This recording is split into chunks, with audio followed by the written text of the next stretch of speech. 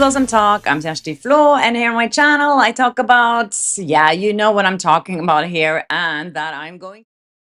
Blake Lively's courtroom nightmare wasn't just about legal battles, it was about personal devastation and public unraveling.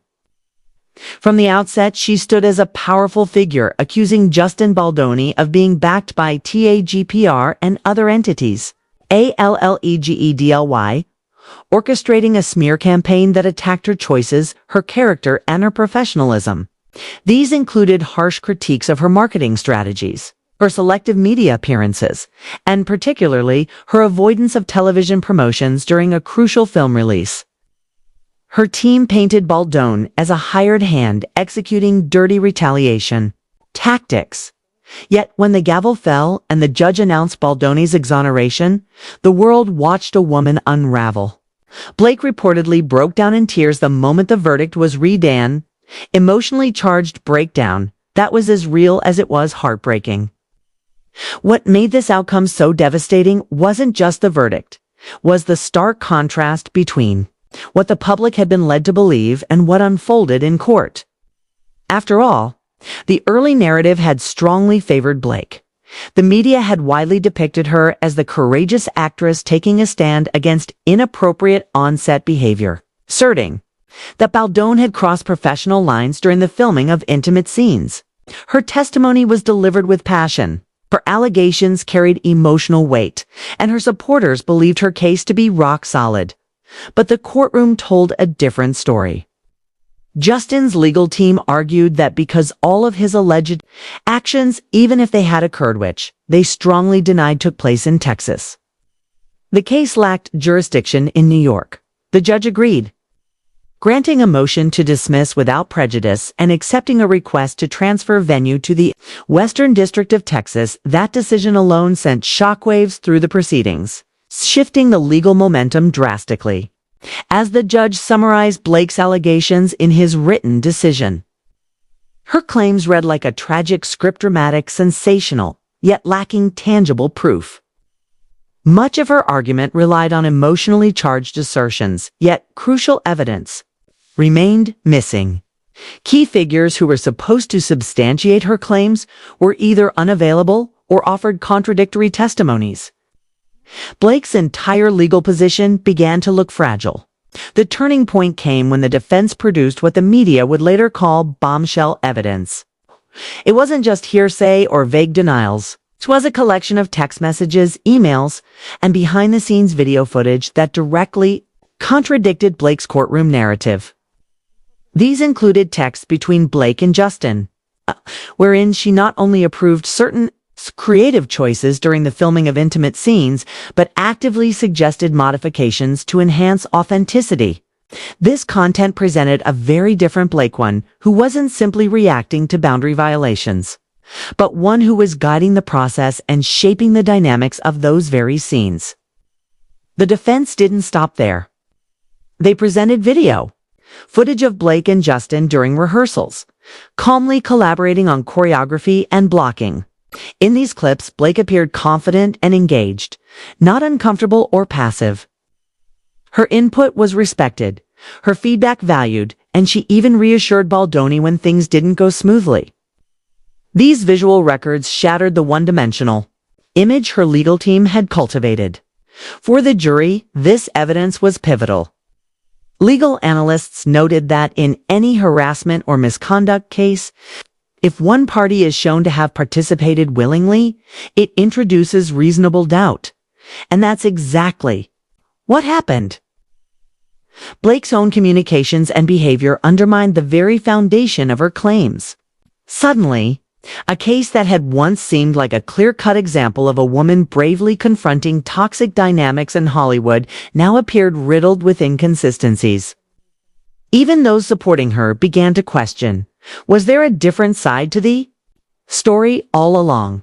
The courtroom itself was a theater of disbelief as the judge announced the verdict. Gasps filled the air. Journalists looked up from their notepads in stunned silence, and whispers rippled through the rows. Outside the media, frenzy intensified. Cameras captured Blake's tear-streaked face as she exited, visibly shaken and humiliated. Social media exploded with hashtags, like hashtag Justice for Blake and hashtag Hollywood Let Her Down. But others, perhaps more skeptical, began trending hashtag Receipts Matter and hashtag Bombshell Evidence. Blake's emotional reaction was raw and immediate, her pain laid bare for the world to see. But pain alone couldn't stand against documented collaboration. Her professional and personal investment in the trial had been deep. She'd risked her reputation, aligned herself with a broader movement of accountability in the industry, and staked her identity on being believed. But now, the very tools she used to craft that image, text messages, behind-the-scenes access, and public statements had been weaponized against her. The consequences stretched far beyond the courtroom. Whispers began circulating that Blake may have overplayed her hand. Insiders leaked that during filming she was more hands-on than her testimony suggested. Crew members recalled her giving directions during intimate scenes, dictating movements, and offering feedback that contradicted her later claims of discomfort. These behind-the-scenes revelations painted a picture of a professional deeply involved in the creative process, far from a passive victim. And herein lay the contradiction. If she had approved, even suggested, the very actions she later claimed were inappropriate, did that not weaken her argument? The defense believed so, and so did the jury. Adding to the complexity was the role of Wallace, a key figure alleged to have coordinated online retaliation against Blake, according to his own affidavit. Wallace's role was strictly observational. Contacted in mid-2025 to analyze media sentiment related to Baldoni. He assessed public opinions and concluded that Blake's declining image wasn't the result of a digital smear campaign, was organic.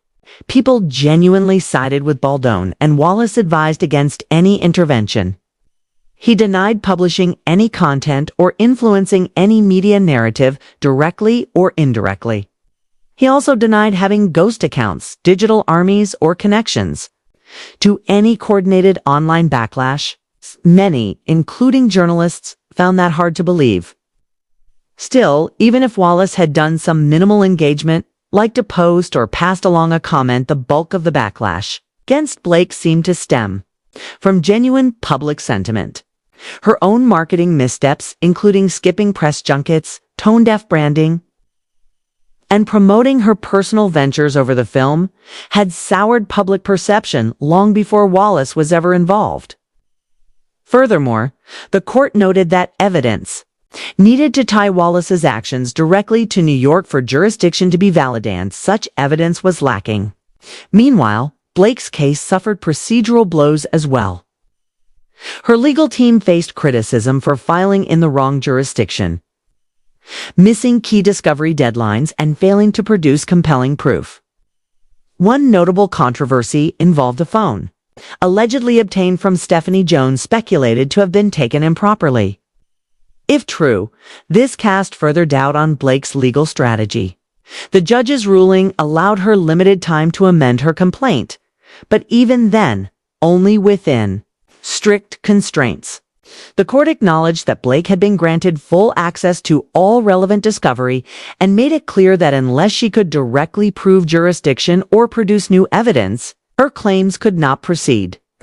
Critics of the process argued that Baldoni wasn't afforded the same procedural leniency, sparking debate about fairness. But ultimately, it came down to evidence, and Baldoni's team had it. Their final strike came in the form of irrefutable documentation, mails, texts, and video clips that portrayed a collaborative, respectful working relationship between the two actors. These items didn't just poke holes in Blake's testimony, they unraveled it. As the jury reviewed the footage and communications, it became increasingly difficult to see the story as one-sided. Legal experts emphasized that such concrete proof made emotional testimony less persuasive. Blake had claimed to be uncomfortable, violated, and disrespected. But the material evidence suggested otherwise. Her involvement, her tone, and her feedback all pointed to mutual trust and creative engagement. The court interpreted these signals as significant enough to justify Baldoni's acquittal. For Blake, the implications were devastating. Her credibility had been challenged, her public image dented, and her professional judgment questioned. Yet for many observers, the case wasn't just about Blake and Justin.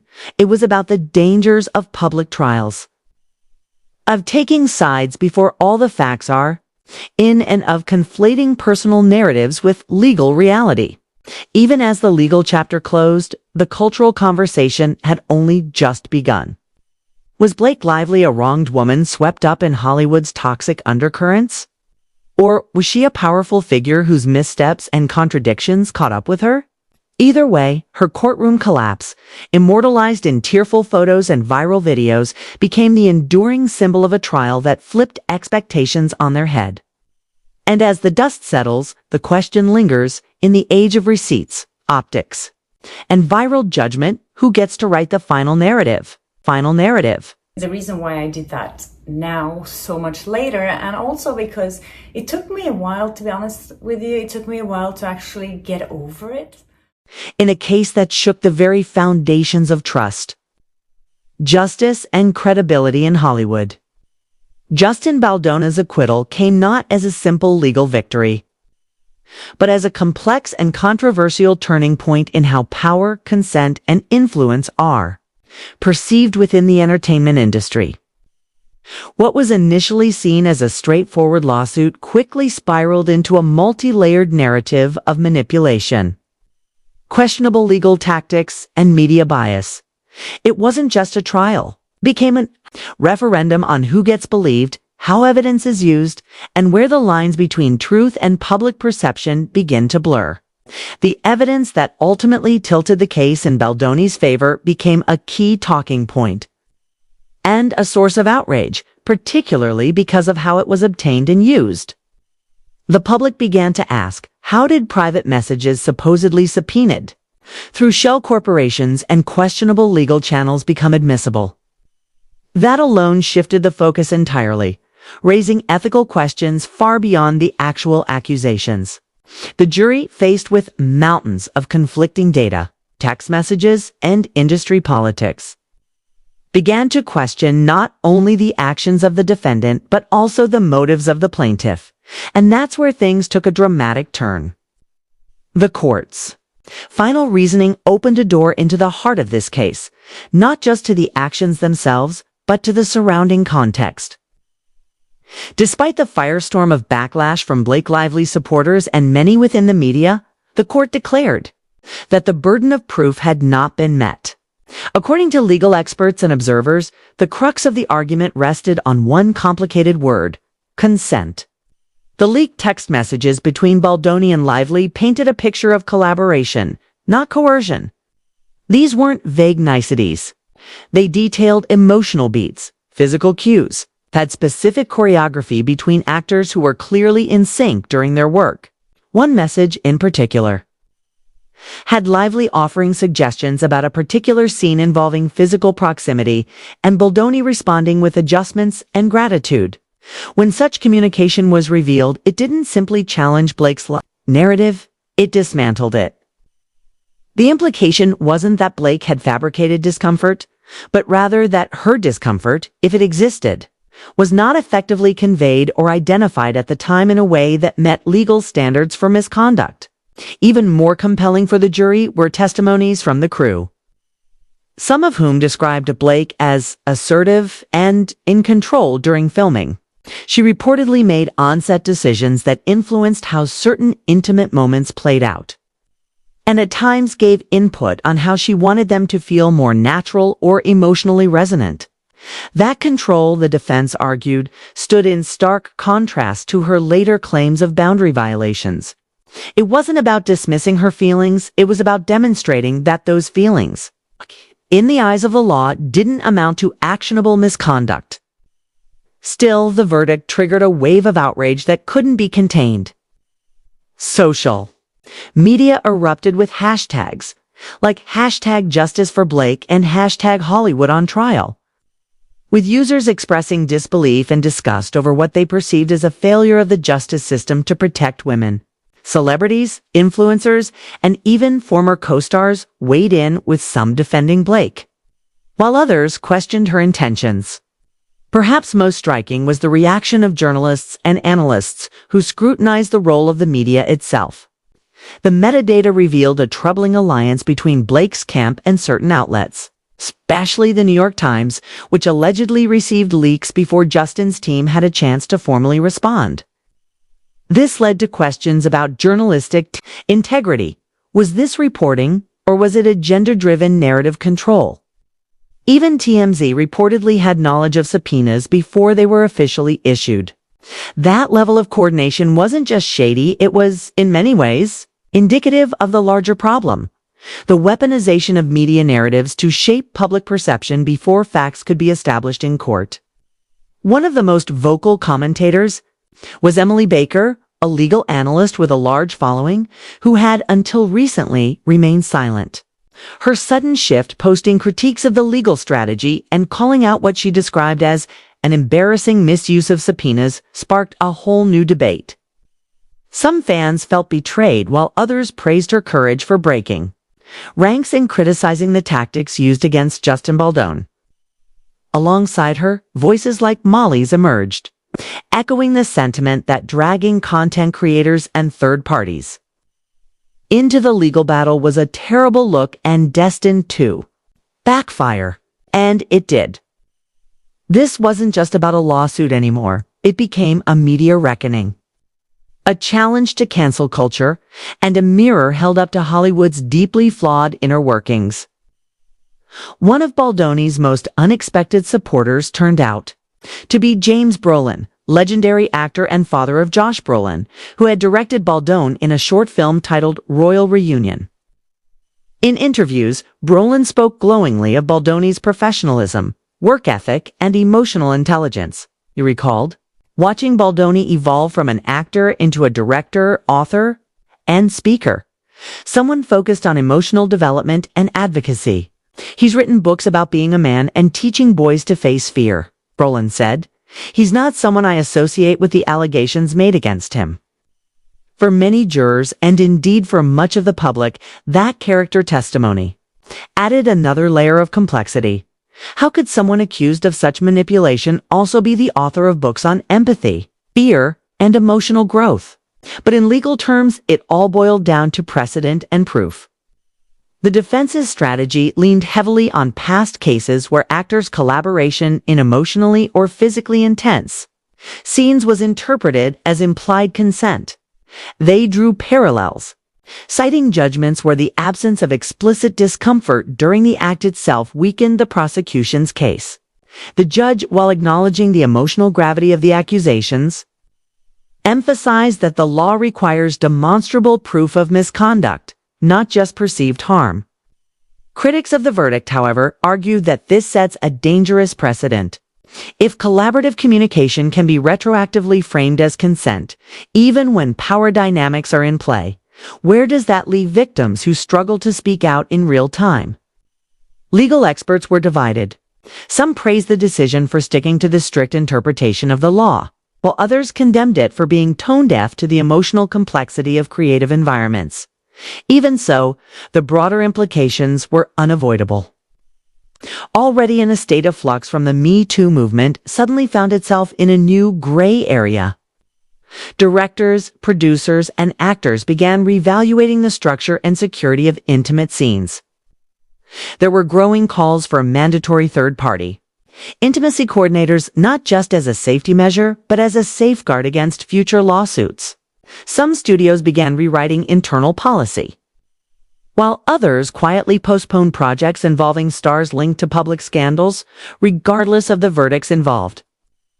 Meanwhile, Blake Lively's silence became deafening. Though she hasn't issued a formal statement, sources close to her say she's devastated and disillusioned. Her breakdown outside the courthouse, visibly emotional, surrounded by cameras, spoke louder than any press release. For her fans, she's become a symbol of what happens when women speak up and get shut down. Online petitions began circulating, demanding that Hollywood rethink how it handles accusations and calls for accountability. Others, however, questioned whether her strategy had backfired, whether the coordinated leaks and behind-the-scenes media moves had undermined her credibility more than strengthened her case. In contrast, Justin Baldoni's post-trial strategy was surgical in its restraint. A short message thanking his legal team and those who supported him was all he offered. He made no personal attacks, no emotional appeals, and certainly no dramatic press conference. His team, according to insiders, advised him to remain measured, to let the verdict speak for itself. Some interpreted this as humility. Others saw it as calculated silence designed to avoid triggering a second wave of backlash. But whatever the motivation, it worked for now. 2 new projects are reportedly in the pipeline for Baldoni, but studios remain cautious. In the age of social media outrage, a clean legal record doesn't always guarantee a clean slate. He may have won the case, but he still has to win back the court of public opinion. What happens next will define not just these 2 actors, but the systems they operate within. The Blake Lively versus Justin Baldoni lawsuit has become more than a he said, she said drama. It's a case study in media manipulation, flawed legal ethics, and the emotional cost of public trials. It also highlights how broken the entertainment industry's internal accountability structures are. Whether or not you believe the verdict was fair, one thing is clear. This case changed the conversation. It forced people to think about how we measure harm, how we interpret consent, and how easily narratives can be spun by those with power platforms and legal resources. In the end, it's not just about whether Justin was guilty or Blake was truthful. It's about how these 2 figures, once respected and admired, got caught in the crossfire of something much bigger. A broken system, media culture hungry for scandal, and a legal world still struggling to reconcile human emotion with hard evidence.